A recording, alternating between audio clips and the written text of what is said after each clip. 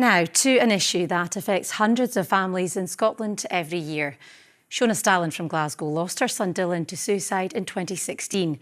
3 weeks later, her sister-in-law Vanessa also died by suicide. She's now joined a campaign encouraging people to have conversations about suicide. I started by asking her to tell me a little bit about Dylan. My son Dylan was 18 when he took his own life. He had been struggling with body dysmorphic disorder for a number of years. I guess he had the normal anxieties that teenagers have until they suddenly became more than that. So we'd known that he was struggling for quite some time, but he had some help and support with that. So we didn't imagine at any point that he was thinking about suicide. But with hindsight and what I know now, perhaps we should have asked him if he was thinking about suicide. And after Dylan, there was another loss in the family, wasn't there? Yes, just 5 weeks later, we lost my sister-in-law, Vanessa, to suicide. In the weeks following Dylan's death, it's hard to explain how you muddle through those weeks. It's such a complex grief when you've lost someone to suicide, and we were all sort of muddling through as best as we could. Vanessa had some of her own issues that she was struggling with, but again, no one thought to ask her if she was having thoughts of suicide, despite the fact that it's really, there's a much more increased risk of suicide with families who have been bereaved. So perhaps if either of them if someone had asked them, the outcome might have been different for either of them.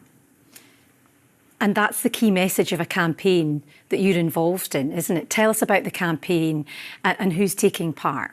I don't think there's been anything like this in Scotland before. It is, it's not scripted, there are no actors. It features real people with lived experience and their voices of very personal experiences. It revolves around one question: what if a conversation about suicide could save a life? And what we're trying to do is encourage people who are struggling to ask for help, seek help. I know it can be difficult, but there are people who are willing to listen.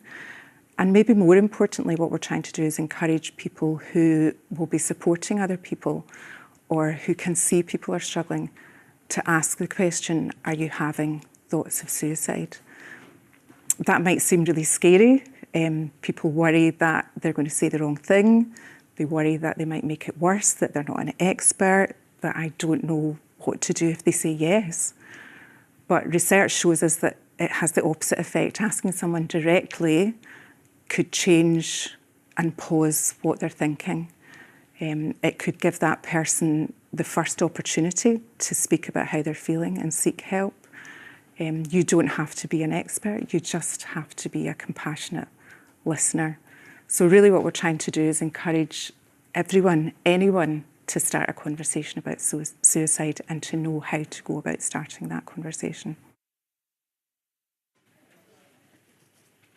And if you've been affected by anything in that interview, support is available on the BBC Action Line website or by calling the number on your screen now.